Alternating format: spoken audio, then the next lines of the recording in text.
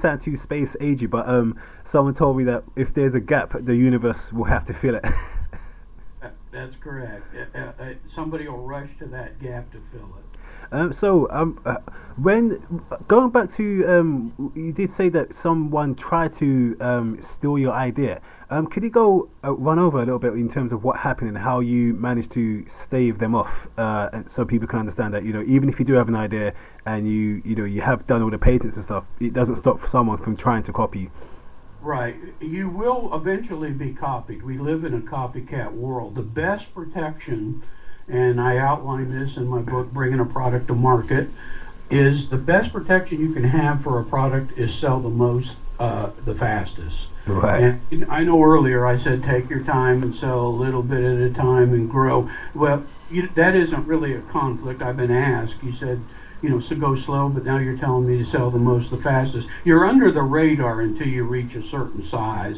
Very few people are going to copy you until they start seeing you everywhere. You either sink or swim before they're going to invest any money. But if you sell the most, the fastest, once you get to a certain size, you do your press releases, you do your social media, you do all the things outlined in my book and other books, your name will become synonymous with a product. So even if you're copied, you're going to get the market share. And examples of this are, would you please pass the Scotch tape? Well, Scotch is a brand. Tape, there are other manufacturers of tape that's similar, but people will still say, here in America, they'll still say, pass the Scotch tape, or let me make a Xerox of this piece of paper. And Xerox is a brand. They won't say, let me make a Minolta, let me make a Sharp, let me make a Canon of this. They'll say, let me make a Xerox, because Xerox had become synonymous with make a copier. So if your name becomes synonymous with the product, you've got the lion's share. Now, you'll lose some to some copiers, people that copy you from time to time, but you'll get the bulk of the business. So, because when I do usually hear about these things, you hear, big companies like, Apple, and, they had that thing with, I can't remember which company it was, but the ones is it Siemens or Samsung, the ones that they said you were copying our particular model? Right. Yeah. And those are so complicated and so large that the technology, unfortunately, the world is moving towards less protection. And hopefully enough entrepreneurs will get into their own business to be able to counter that. And the reason why I say that is the society does better if they take someone's idea and open it up to everybody to sell. In other words, in this case, if Apple developed a technology and they've made a lot of money, it's better for the second and third and fourth company to be able to do all these billions in sales as well. Now, that doesn't say too much for the people that spent all the time and the money to come up with a technology in the first place. You can understand what a government's point of view is, rather than have this one person come up with this wonderful idea, keep all of it to himself.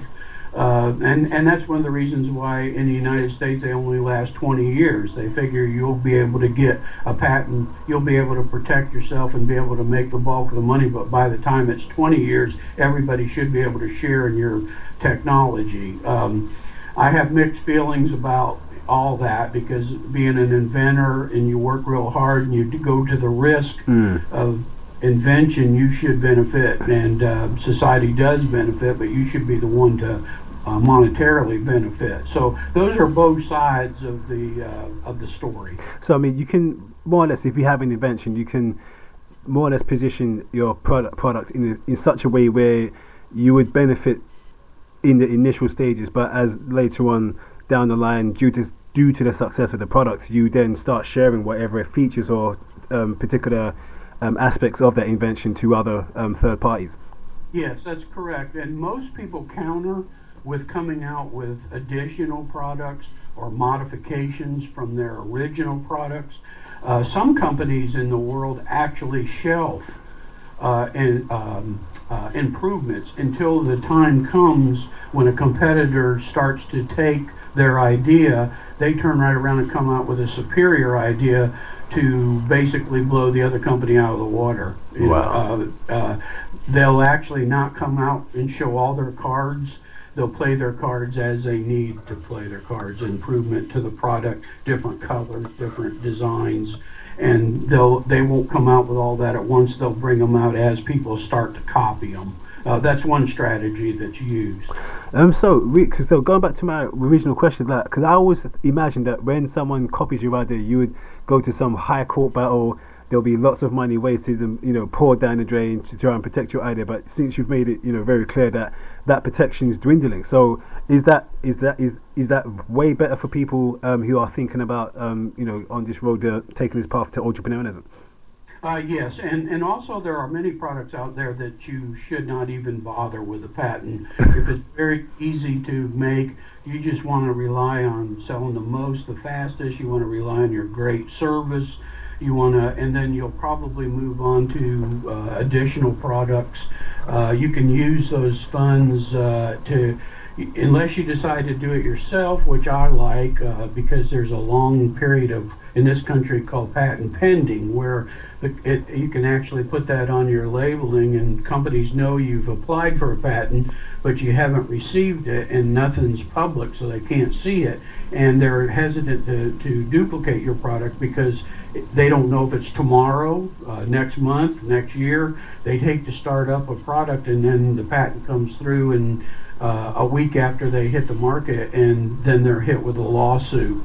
So if you do it yourself, patent pending, I actually, on my 5 patents, I actually drug it out as long as I could so I could keep that patent pending status. Now each one obviously depends on what type of product and what countries and what the laws. We have made several sales of our Clippies in Europe, and we are looking to expand in Europe. We actually put them in 100 retail stores a month here in the U.S., and we show a lot of potential over there. So we are working on that. I would say if anybody's interested, take a look at Clippies.com, CLIPEZE.com, and contact us. Okay, because this is quite interesting. Because I actually myself, I do have an invention. It's more or less a toy. That's all I can say. Because due to the nature of inventions, you really can't say too much about it, and it's going through the process of being put through particular markets and stuff. So it's quite interesting to hear. Sometimes in hindsight, I could have probably put it to market a very much more quicker way rather than taking it through the way that I'm doing it right now. So. Right. It's a decision that each person has to make for themselves because they have to. I just like to point out all the different aspects. There are horrible stories out there where people took their idea. There are other people that sold their idea very quickly, felt like they didn't get enough money. However, when you look at it from the other side, there's companies that buy patents and ideas that have to put a lot of money to develop them. There's strategies. Some people like to get a company off the ground, and then when it starts getting a lot of sales, sell it, and then do the process over. Other people like to take a company and take it to the highest level. A lot of it depends on what your goals are and how you pursue those goals. Okay, so because I want to discuss another what happened when you were building your business. There was a point in time when you had so much rejections. And you did mention that it was so many that it would cover wallpaper in your house. So take me through that. How did you overcome that? Because most people would just let that stop them in their tracks. Yeah, a lot of people would give up. But what I did is I did a lot of testing, and once I got the feedback, especially once I was able to do a trade show and there were people in front of the booth with dollar bills in their hands ready to buy, then I knew I had a product. From that point on, I didn't take no for an answer. In the beginning, I wasn't sure whether it was going to sell, but once you hit that one milestone, now naturally your family and close friends are going to tell you it's great because they don't want to hurt your feelings. Yeah. people start to put out money for a product and you start hearing the phrases, "You're going to be a millionaire. I love it. I wish I had invented this. This is the greatest thing I've seen. This is the best thing I've seen at the trade show." And you're there with companies like Disney, and you're a little tiny, and somebody's telling you that it's the best idea they've seen. From that point on, you don't take no for an answer. And like I say in my book, Bringing a Product to Market, I took my rejection letters and I put spray glue and I put them at different angles, and I did an entire wall of "sorry, but we're not interested" type letters, all phrased different from all these different companies. And then I got a yes. It was a catalog.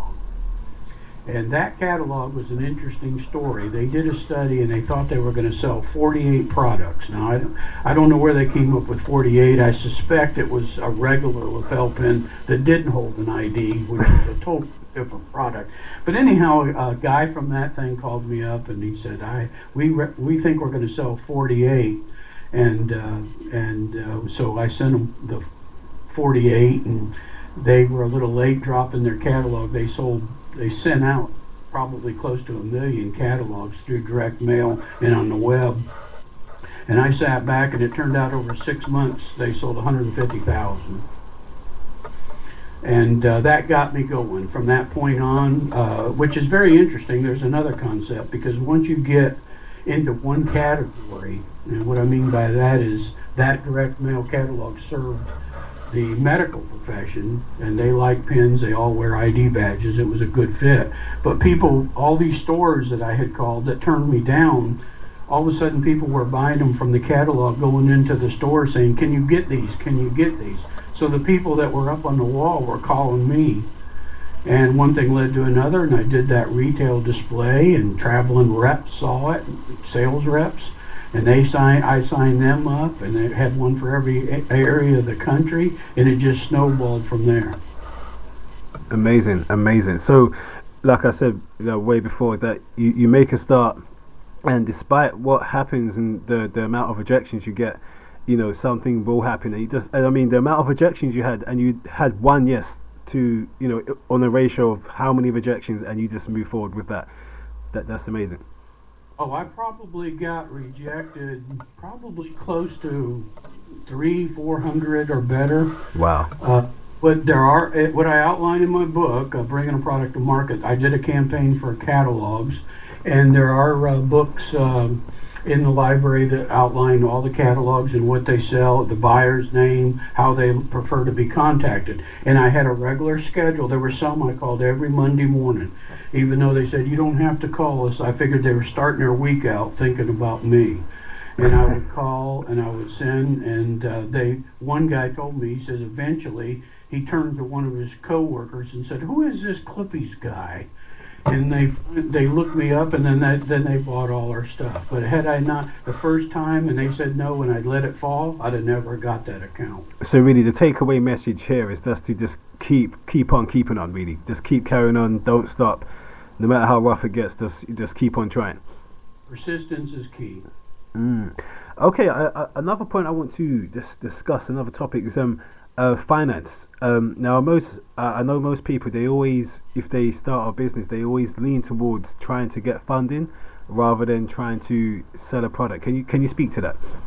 Yes, if you do your process correctly, which I outline in Bringing a Product to Market. If you do your process correctly, one of the things that you do a lot of is press releases. Your hometown and your local paper and in trade publications particularly love new products and one of their citizens doing well. They love the story of a small product does well. So naturally, when I hit that catalog, I put out a big press release that I was in this new catalog and, blah, blah, blah, new estimates. And then, of course, when I made the sales 6 months later, I had, a big press release about, does 1,000 times better than anticipated. And, well, those draw a lot of things. I mean, they draw a lot of charities that want contributions from you, but they also draw the carriers, the freight carriers called me up. They gave me discounts. 2 banks called me up and asked me to come, if they could come to my office and talk to me. So I said, sure. They came and talked to me, and they said, what can we do to help? And I said, actually nothing. I'm doing fine with just reinvesting the money I'm making into my business. And